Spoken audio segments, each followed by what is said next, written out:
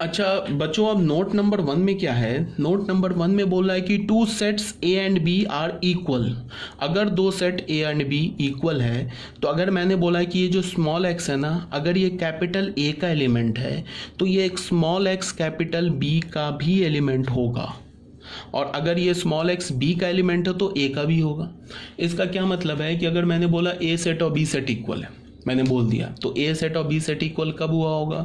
जब ए के सारे एलिमेंट बी में मिल गए होंगे और बी के सारे एलिमेंट ए में मिल गए होंगे। तो अगर मैंने बोला कि एक्स जो है वो ए का एलिमेंट है तो एक्स बी का भी एलिमेंट है, और अगर मैंने बोला कि x जो है वो b का एलिमेंट है तो x a का भी एलिमेंट है। तो बिल्कुल कॉमन सी बात है, ठीक है। ये बोल रहा हमारा नोट नंबर 1। नोट नंबर 2 में क्या बोल रहा है? Equal sets are equivalent but equivalent sets may or may not be equal. ये तो ऑलरेडी बता रखा है कि इक्वल सेट्स जो होते हैं ना वो हमेशा इक्विवेलेंट होते हैं, बट इक्विवेलेंट सेट इक्वल भी हो सकता है, इक्वल नहीं भी हो सकता है। अब कोई बोलेगा कि इक्विवेलेंट सेट इक्वल कब हो सकता है, जब कब हो सकता है? तो मैं बोलूँगा कि तुम एक काम करो, तुम इक्वल सेट ले लो, एक सेट तुम ले लो, ए ई आई ले लो और बी ले लो, ई ए आई ले लो। ये दोनों क्या है? सेट इक्वल है और ये दोनों इक्विवेलेंट भी है। N A is equal to n B है ना, n A is equal to n B का क्या मतलब हो गया? दोनों सेट इक्वल है। और ये दोनों set n A is equal to n B का क्या मतलब हो गया? ए एंड बी क्या हमारा ये इक्विवेलेंट सेट है और ए और बी इक्वल भी है, ठीक है। ये सब तो ऑलरेडी जानते होगे आप, ठीक है। यही बोला equal sets are equivalent but equivalent sets may or may not be equal. एक हमने सेट ए ले लिया, एक सेट हमने बी ले लिया। अब यहाँ पे क्या हो गया? इसमें भी 3 एलिमेंट्स है, इसमें भी 3 एलिमेंट्स है, दोनों का कार्डिनल नंबर सेम है, बट ए सेट के एलिमेंट्स और बी सेट के जो एलिमेंट्स है ना वो सेम नहीं है। तो सेम नहीं है इसका क्या मतलब है? कि सेट इक्वल नहीं है, बट कार्डिनल नंबर तो सेम है। इसका मतलब क्या है? कि सेट इक्विवेलेंट है, ठीक है। अब एक बात और है कि अगर दो सेट में से दो सेट है, उस दो सेट में से कोई भी एक एलिमेंट अनइक्वल आ जाए, ठीक है, तो सेट क्या हो जाएगा हमारा? ए और बी अगर मैंने सेट ले लिया, ए का कोई भी एक एलिमेंट बी में ना मिले या बी का कोई भी एक एलिमेंट ए में ना मिले, तो हमारा ए और बी क्या हो जाएगा? अनइक्वल सेट हो जाएगा, ठीक है। नल सेट देख लो बच्चों क्या है। नल सेट ऑलरेडी जानते होगे। नल सेट का क्या मतलब होता है? नल सेट बोल लो, एम्प्टी सेट बोल लो, वाइड सेट बोल लो, एक ही बात है। A set having no element, अगर किसी सेट में कोई भी एलिमेंट नहीं हो तो वो क्या होगा? नल सेट को कह लो, एम्प्टी सेट कह लो या वाइड सेट कह लो। फॉर एग्जाम्पल देखो, मैंने क्या बोला, हम नल सेट को कैसे रिप्रेजेंट करते हैं? इसे फाई बोलते हैं। फाई को रीड कैसे करते हैं? इंग्लिश में उसका प्रोनाउंसिएशन, ये इंग्लिश में हम उसको लिखते कैसे? PHI। फाई को कैसे लिखते हैं? PHI, ठीक है। या हम लोग क्या करते हैं? 2 ब्रेसेस बनाते हैं, ब्रेसेस के अंदर कुछ भी नहीं डालते हैं। इसका क्या मतलब है? ये नल सेट है। इसका एग्जांपल देख लो, यहाँ पहले सेट ए को देखो क्या बोल रहा है? The set of all x such that x square plus 1 0 and x belongs to R. ये इस सेट में क्या बोल रहा है कि उन सारे एक्स का सेट बनाओ जिसके स्क्वायर में अगर तुम 1 ऐड कर दो तो वो 0 हो जाएगा। अब हमें पता है कि ऐसा दुनिया का कोई एक्स नहीं बना है जिसके स्क्वायर में 1 ऐड कर दो तो वो 0 हो जाए। एक्स स्क्वायर क्या होता है बच्चों? अब तो तुम बेसिक मैथमेटिक्स जानते हो ना। एक्स स्क्वायर क्या होता है? एक्स स्क्वायर या तो ग्रेटर देन 0 होगा या तो इक्वल्स टू 0 होगा, यही होगा ना।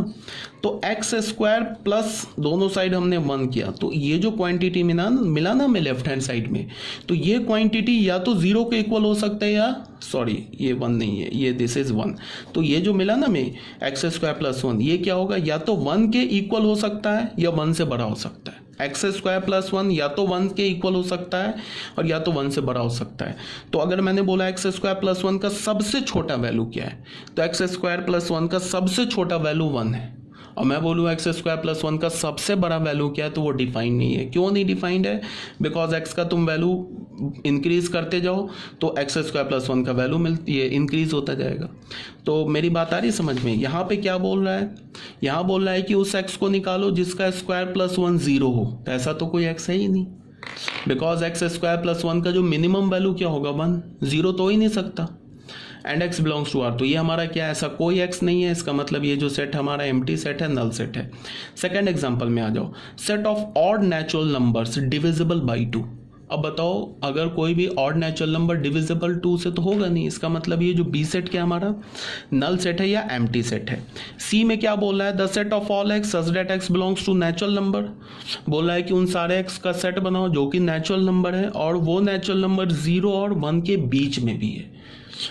ये पॉसिबल है कि 0 और 1 के बीच में नेचुरल नंबर मिल जाए, ये तो पॉसिबल ही नहीं है। तो ये सेट हमारा क्या हो गया 5।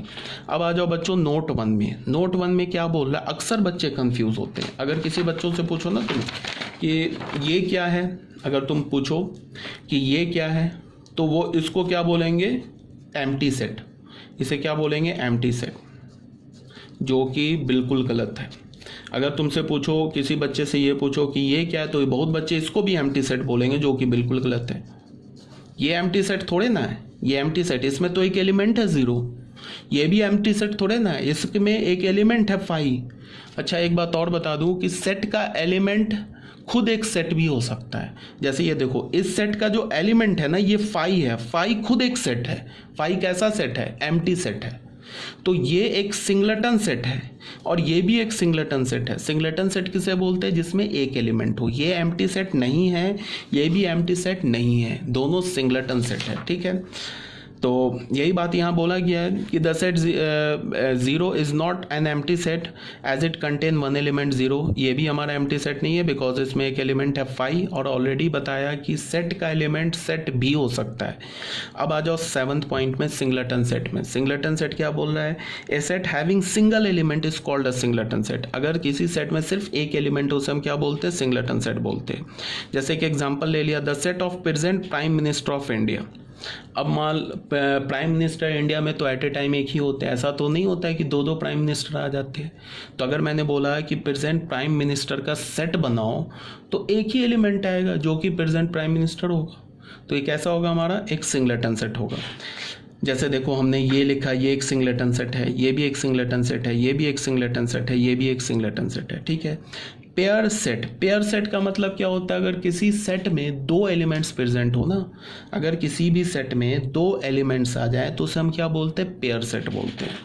ठीक है, और सेट ऑफ सेट्स किसे बोलते हैं, सेट ऑफ सेट्स किसे बोलते हैं, अगर किसी भी सेट का एलिमेंट खुद सेट हो जाए।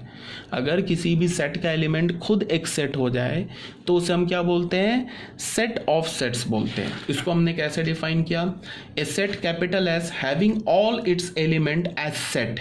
एक हमने कैपिटल एस लिया सेट, इस कैपिटल एस सेट के जितने भी एलिमेंट्स है वो खुद एक सेट है। A set is called a set of sets और family of sets और class of set। ठीक है, या उसे हम set of sets बोलेंगे या family of sets बोलेंगे या class of sets बोलेंगे। एग्जाम्पल देख लो, हमने एक सेट लिया A, इस सेट का देखो ये जो कर्ली ब्रैकेट है और यहाँ ये जो कर्ली ब्रैकेट है ये तो सेट का ब्रैकेट है। ठीक है, इस सेट में क्या एलिमेंट दे रखा है, ये पूरा देख रहे हो, ये पूरा एक सेट है ना 1,2, ये पूरा इस कैपिटल ए सेट का एलिमेंट है।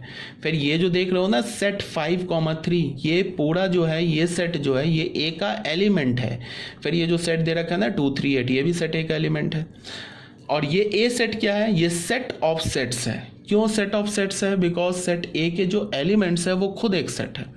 ठीक है, is a set having 3 elements, इसमें 3 एलिमेंट्स हैं। एक तो ये पहला एलिमेंट, ये हो गया दूसरा एलिमेंट, ये हो गया तीसरा एलिमेंट, और तीनों एलिमेंट्स सेट हैं। ठीक है, अब जैसे हमने क्या बोला, set of 5 is a singleton set, ये भी सेट ऑफ सेट्स है। ठीक है, ये भी सेट ऑफ सेट्स है, having null set 5 as its element. अब देखो बच्चों, इसके अंदर भी ये जो 5 लिखा है ना, 5 क्या है, 5 एक सेट है, तभी तो हम बोलते हैं नल सेट। तो ये भी सेट ऑफ सेट्स है। क्यों, बिकॉज इसके अंदर जो एलिमेंट लिखा है वो एक सेट लिखा है, तो इसे भी हम क्या बोलेंगे, सेट ऑफ सेट्स। थर्ड में हमने क्या बोला, एक सेट बनाया एस, इसका पहला एलिमेंट क्या हो गया, ये सेट 1,2, दूसरा एलिमेंट क्या हो गया, एक रियल नंबर 3, और तीसरा एलिमेंट क्या हो गया, सेट 4। तो अगर मैं तुम्हें बोलूं कि ये जो कैपिटल एस है ये क्या सेट ऑफ सेट्स है, तो तुम बोलोगे नहीं, ये सेट ऑफ सेट्स नहीं है, क्योंकि ये जो 3 है ना ये एक रियल नंबर है, ये सेट नहीं है। Is not a set of set as 3 belongs to S which is not a set. तो सेट ऑफ सेट्स किसे बोलेंगे, सेट ऑफ सेट्स हम लोग उस सेट को बोलेंगे जिसके सारे एलिमेंट्स सेट होने चाहिए। अगर एक भी एलिमेंट ऐसा मिल गया जो कि सेट नहीं है तो उसे फिर हम सेट ऑफ सेट्स नहीं बोलेंगे। ठीक है, तो बच्चों आज इतना ही रहने देते हैं। अब एक बात को ध्यान से सुनो, थोड़ा सिलेबस हम लोग को अब थोड़ा फास्ट होंगे, ठीक है। और दूसरी बात क्या है कि आज का जो क्लास था उसमें कोई आप देख रहे होगे कुछ हमने नया सीखने को नहीं मिला, ये तो ऑलरेडी जानते हो। नेक्स्ट जो पीडीएफ होगा ये हमारा सबसेट्स होगा, उसमें फिर कुछ सेट्स की प्रॉपर्टीज़ वगैरह होंगी, तो वो आप नया सीखोगे। अभी आपको मैंने क्या बोल रखा है, एक्सरसाइज 1.1 एक्सरसाइज 1.2 सॉल्व करो। हाँ, एक बात और, कुछ बच्चे मुझसे ये भी पूछते हैं कि सर आप एनसीईआरटी कराओगे या नहीं कराओगे, तो मैंने क्या बोला, मैं आपको 110% एनसीईआरटी कराऊंगा। ये नहीं कि मैं एनसीईआरटी छोड़ रहा हूँ। अब तुम्हारे पास क्या है, जैसे हमारा अब जो चैप्टर ये सेट है ना, जैसे जैसे आगे बढ़ता जाएगा, ऐसे सुनो, जैसे मैं अभी तो ये जो थ्योरी मैंने पीडीएफ सेंड किया इसमें तो कुछ था ही नहीं, 2% थ्योरी थी। तो जैसे जो मैं थ्योरी इंक्लूड करता हूँ ना, तो उसमें जो मैं क्वेश्चन लेता हूँ ना, तो अब जो क्वेश्चन लूँगा वो एनसीईआरटी से ही लूँगा।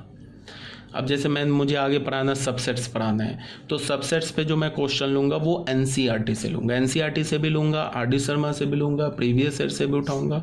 अब वो मैं देखूँगा कि कहाँ से उठाना बेहतर है, जो कॉन्सेप्चुअल क्वेश्चन है।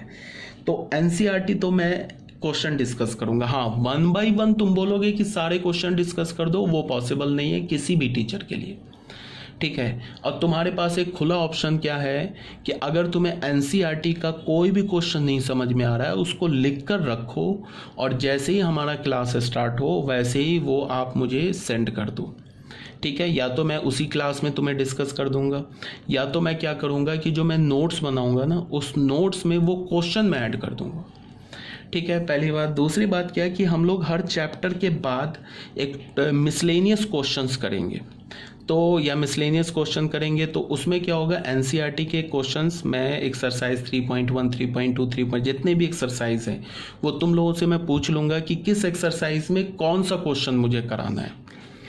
अगर कोई बच्चा बोलेगा कि पूरा एक्सरसाइज 1.2 करा देना, तो मैं पूरा करा दूंगा, कोई इसमें इशू नहीं है। तुम लोगों से ही पूछूंगा कि कौन सा एक्सरसाइज में कितने क्वेश्चंस कराने हैं, तुम जितने क्वेश्चंस बोलोगे वो सब मैं सारे सॉल्व कर दूंगा या डिस्कस कर दूंगा। और ये जो मैं पीडीएफ बना रहा हूँ, इस पीडीएफ में मैं एनसीईआरटी के भी क्वेश्चन इन्वॉल्व करूँगा और भी डिफरेंट टाइप्स के क्वेश्चन डालूंगा, ठीक है। फिर ओके, फिर बाय बाय।